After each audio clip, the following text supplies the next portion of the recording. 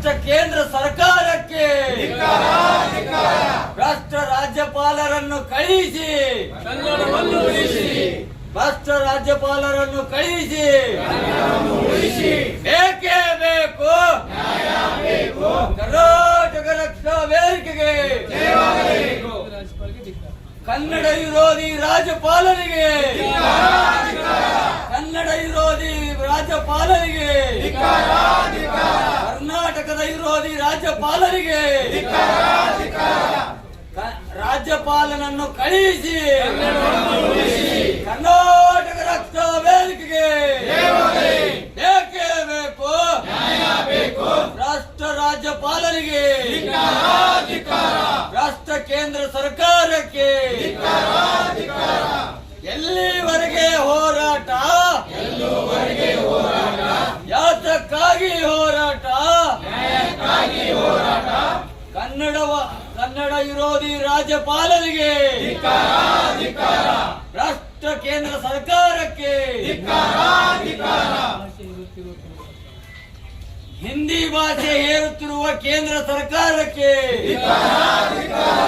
ಹಿಂದಿ ಭಾಷೆ ಹೇರುತ್ತಿರುವ ಕೇಂದ್ರ ಸರ್ಕಾರಕ್ಕೆ ಇರಲಿ, ಅದು ಸಾಧ್ಯವಿಲ್ಲದರೆ ಕನ್ನಡದ ಮೇಲೆ ಯಾಕೆ ಹಿಂದಿ ಹೇರಲು ಯತ್ನಿಸುತ್ತಾರೆ? ಇಂಥ ನಾಡದ್ರೋಹಿ ರಾಜ್ಯಪಾಲ ಕರ್ನಾಟಕದ ಇರಲು ಯೋಗ್ಯರಲ್ಲ. ಅವರನ್ನು ಕೇಂದ್ರ ಸರ್ಕಾರ ಕೂಡಲೇ ಹಿಂದಕ್ಕೆ ಕರೆಸಿಕೊಳ್ಳಲು ಕರ್ನಾಟಕ ರಕ್ಷಣಾ ವೇದಿಕೆ ಒತ್ತಾಯಿಸುತ್ತದೆ.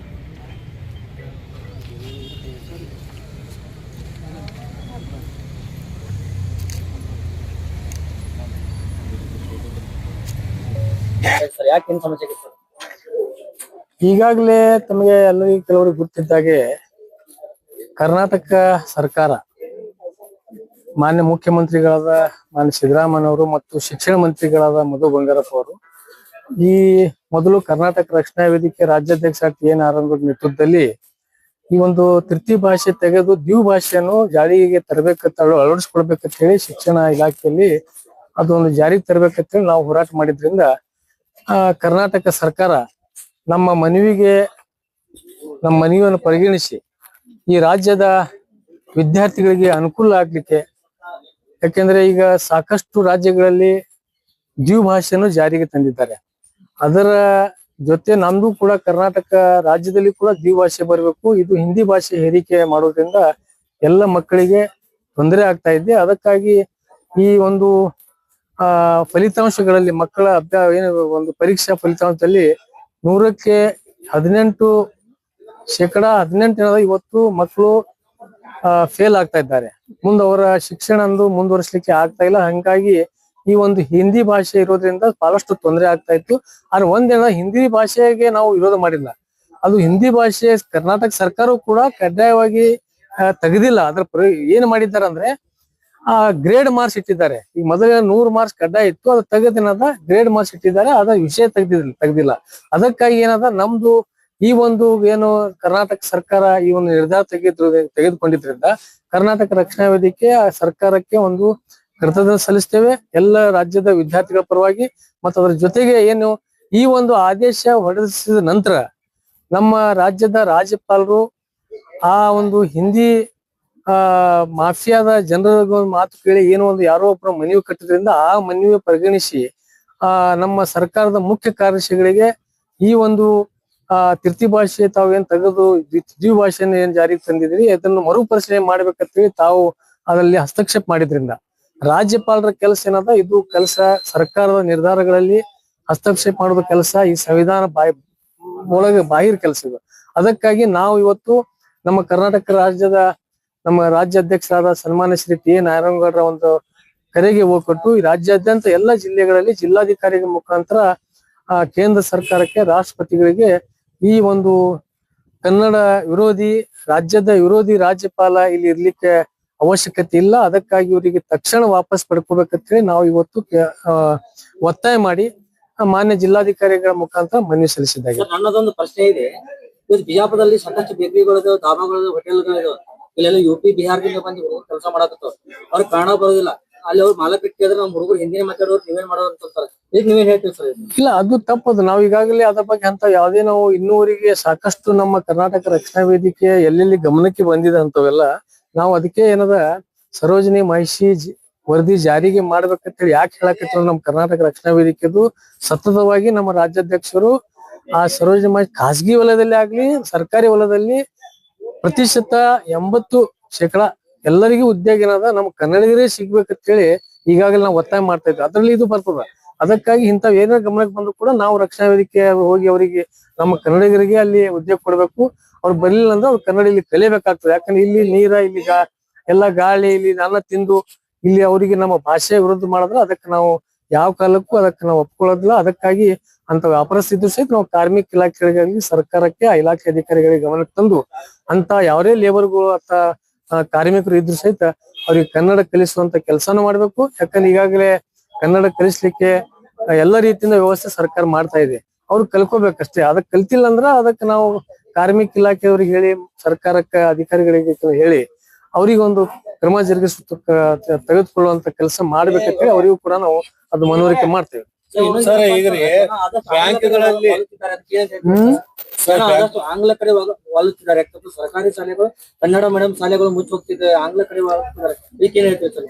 ಇಲ್ಲ, ಅದಕ್ಕೆ ನಾವು ಎಲ್ಲಾ ಈಗಾಗಲೇ ಪಾಲಕರಲ್ಲಿ ಜಾಗೃತಿ ಮೂಡಿಸ್ಬೇಕಾಗತ್ತೆ. ಯಾಕಂದ್ರೆ ಈಗ ಸರ್ಕಾರಕ್ಕೆ ಯಾಕೆ ನಾವು ಇದು ಮಾಡಾಕತ್ತೀವಿ ಅಂದ್ರ ಅಲ್ಲಿ ಕನ್ನಡಿಗಾಗಿ ಮತ್ತು ಕನ್ನಡ ಯಾವ ಶಾಲೆ ಈಗಾಗಲೇ ಸರ್ಕಾರ ಕೂಡ ಒಂದು ಯೋಜನೆ ಮಾಡ್ತಾ ಇದೆ. ಅಲ್ಲಿ ನೇಮಕಾತಿ ಮಾಡುವ ಸಂದರ್ಭದಲ್ಲಿ ಕನ್ನಡ ಭಾಷೆಗೆ ವಿಶೇಷವಾದಂತ ಮಾರ್ಕ್ಸ್ ಏನದ ಇಟ್ಟಿರ್ತಾರ. ಅದಾಗ ಇನ್ನೂ ಹೆಚ್ಚಿನ ರೀತಿಯಲ್ಲಿ ಮತ್ತೆ ಏನದ ನಾವು ಸರ್ಕಾರಕ್ಕೆ ಏನ್ ಒತ್ತಾಯ ಮಾಡ್ತೀವಿ ಅಂದ್ರೆ ಈ ಉದ್ಯೋಗ ಕೊಡೋದಾಗ್ಲಿ ಅಥವಾ ಯಾವುದೇ ತರದ್ದು ನಾವು ಸರ್ಕಾರಿ ಸೌಲಭ್ಯ ಕೊಡುವಾಗ ಕನ್ನಡ ಭಾಷೆಯಲ್ಲಿ ಯಾರು ಹೆಚ್ಚಿನ ಉತ್ತೀರ್ಣ ಆಗಿರ್ತಾರೆ, ಕನ್ನಡ ಭಾಷೆ ಯಾರು ತಗೊಂಡಿರ್ತಾರ ಅಂತವ್ರಿಗೆ ಅವಕಾಶ ಮೊದಲು ಕೊಡ್ಬೇಕಂತೇಳಿ ನಾವು ಸರ್ಕಾರಕ್ಕೆ ಒತ್ತಾಯ ಮಾಡ್ತೀವಿ. ಬ್ಯಾಂಕ್ ನಲ್ಲಿ ಈಗಾದ್ರೂ ಕೂಡ ಹಿಂದಿ ಭಾಷೆಯನ್ನ ಬಳಕೆ ಮಾಡ್ತಾರೆ.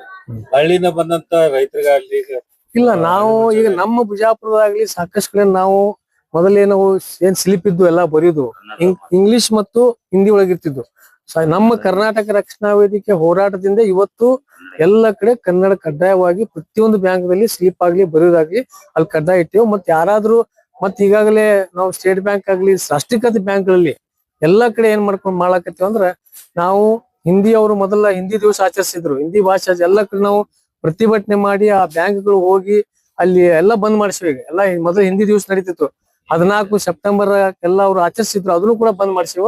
ಮತ್ತ ಅಲ್ಲಿ ಏನದ ಆ ಯಾವ್ದೇ ಒಬ್ಬ UP ದೊಡ್ಡ ಉನ್ನತ ಅಧಿಕಾರಿ ಯಾವ್ದೇ ಒಬ್ಬ ಕನ್ನಡ ಬರಲಾದ ಸಹಿತ ಎಲ್ಲ ಹೆಚ್ಚಿನ ರೀತಿಯಲ್ಲಿ ಕನ್ನಡಿಗರಿಗೆ, ಕನ್ನಡ ಭಾಷೆ ಬರೋರಿಗೆ, ಯಾಕಂದ್ರೆ ಆ ಗ್ರಾಹಕರ ಬರೋರಿಗೆ ಕನ್ನಡದಲ್ಲಿ ಮಾತಾಡ್ಬೇಕಾಗ್ತದೆ, ಅವ್ರಿಗೆ ಕನ್ನಡ ತಿಳಿ ಹೇಳ್ಬೇಕಾಗ್ತದೆ. ಅದಕ್ಕಾಗಿ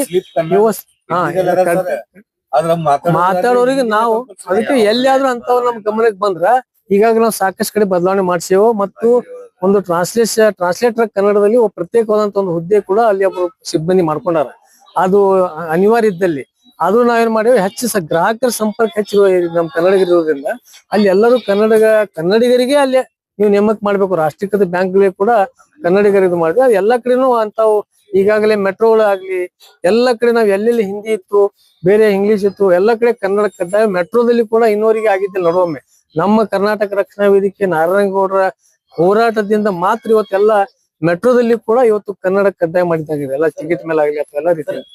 ಹಿಂದಿ ಭಾಷೆ ರಾಷ್ಟ್ರ ಭಾಷೆ ಇದೆ, ಇಲ್ಲ, ಅದು ನ್ಯಾಷನಲ್ ಭಾಷೆ ಇಲ್ಲ. ಅದು ಅದಕ್ಕೆ ನಮ್ದು ಇದು ಐತಿ. ಯಾಕಂದ್ರೆ ಕರ್ನಾಟಕ ಇದು ಏನಾಗ್ಯದ ಒಕ್ಕೂಟದ ವ್ಯವಸ್ಥೆ ಒಳಗೆ ಏನು ಒಂದು ನಮ್ಮ ದೇಶ ಆಗಿದೆಯಲ್ಲ, ಎಲ್ಲ ರಾಜ್ಯದ ಎಲ್ಲ ಪ್ರಾಂತಗಳು ಸೇರಿಸಿ ಒಂದು ಒಕ್ಕೂಟ ವ್ಯವಸ್ಥೆ ಈ ರಾಷ್ಟ್ರದಲ್ಲಿ ಮಾಡಿದ್ದು.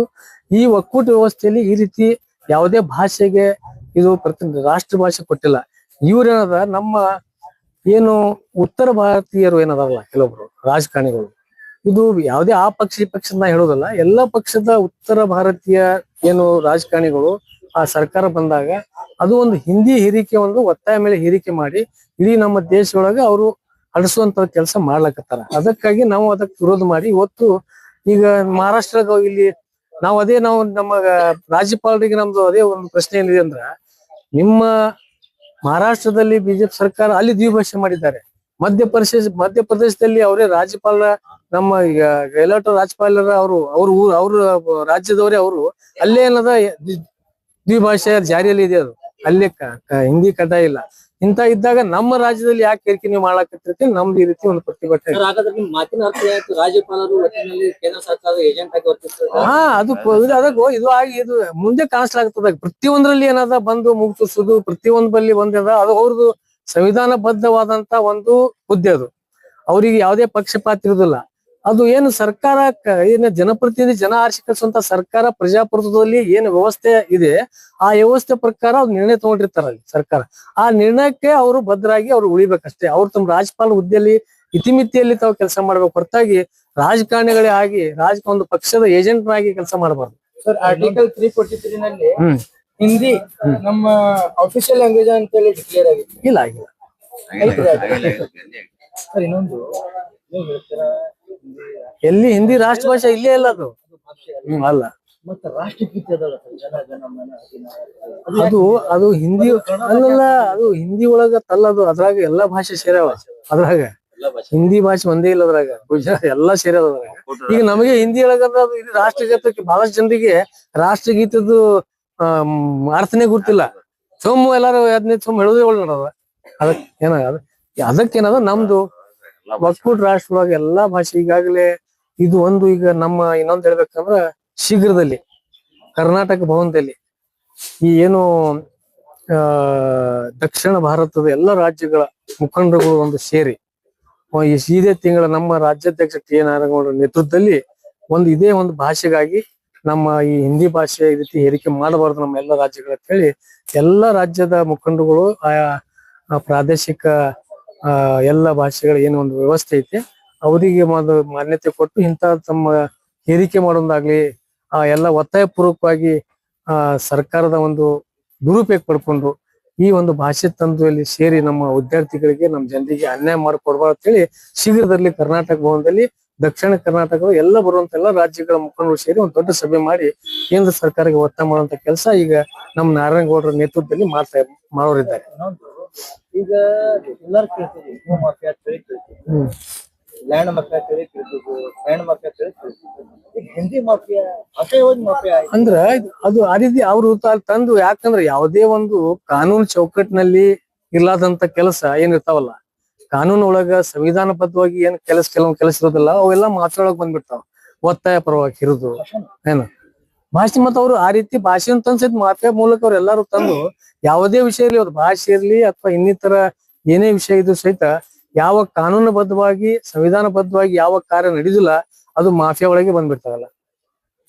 ಸರ್ ಈಗ ರಾಜ್ಪಾಲ್ ಎಲ್ಲೋ ಒಂದ್ ಕಡೆ ಹಿಂದಿ ಸಾಮ್ರಾಜ್ಯಶಾಹಿಗಳ ಏಜೆಂಟ್ ಆಗಿ ಕೆಲಸ ಮಾಡ್ತಾರೆ. ಹೌದು, ಅದೇ ನಾವು ಅದೇ ಮನೆ ಬರ್ದೇ ಬಿಟ್ಟೇವ. ಅದಾಗ ಸ್ಪಷ್ಟವಾಗಿ ಹೇಳ್ಬಿಟ್ಟೆ ನಾವು, ಸಾಮ್ರಾಜ್ಯಶಾಹಿ ಒಳಗ ಅವರಿಗೆ ಅವ್ರದ್ದು ಯಾವ್ದು ಏಜೆಂಟ್ ಆಗಿ ಕೇಂದ್ರ ಸರ್ಕಾರ ಒಂದು ಪಕ್ಷದ ಏಜೆಂಟ್ ಆಗಿ ಕೆಲಸ ಮಾಡ್ತಾ ಇದ್ದಾರೆ.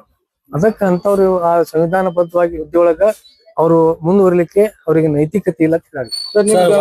ರಾಜ್ಪಾಲ್ರಿಗೆ ಹೋರಾಟದ ಮೂಲಕ ಏನ್ ಸಲ್ಲಿಸ್ಕೊಂಡಿರ್ತಾರೆ? ಇಲ್ಲ, ಈಗ ಅದೇ ನಾವು ಮನವಿ ಏನ್ ಮಾಡಿ ಅಂದ್ರೆ ಈಗಾಗಲೇ ನಾವು ಸಂದೇಶ ಮೊದ್ಲು ಕೆಲವೊಂದು ವಿಷಯ ಒಳಗ ನಾವು ನಾಮಫಲಕ ಬಂದಾಗ ವಿಷಯ ಒಳಗೂ ಕೆಲವರು ಬೇರೆ ಉತ್ತರ ಭಾರತೀಯ ವ್ಯಾಪಾರಸ್ಥರು ಇವ್ರು ಕೆಲವರು ಕಂಪನಿದವರು ಕೂಡಿ ರಾಜ್ಯಪಾಲಕ್ಕೆ ಹೋಗಿ ಕೋರ್ಟಿಗೆ ಹೋಗಿ ಏನೇನು ಅದು 60% ನಾಮಫಲಕ ಮಾಡಿದ್ರು.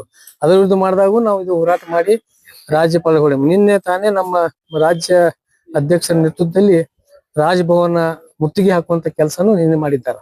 ಈ ರೀತಿ ಅವ್ರಿಗೆ ಈಗಾಗಲೇ ಒಂದು ಸಂದೇಶ ನಾವು ಮುಗಿಸೇವೆ.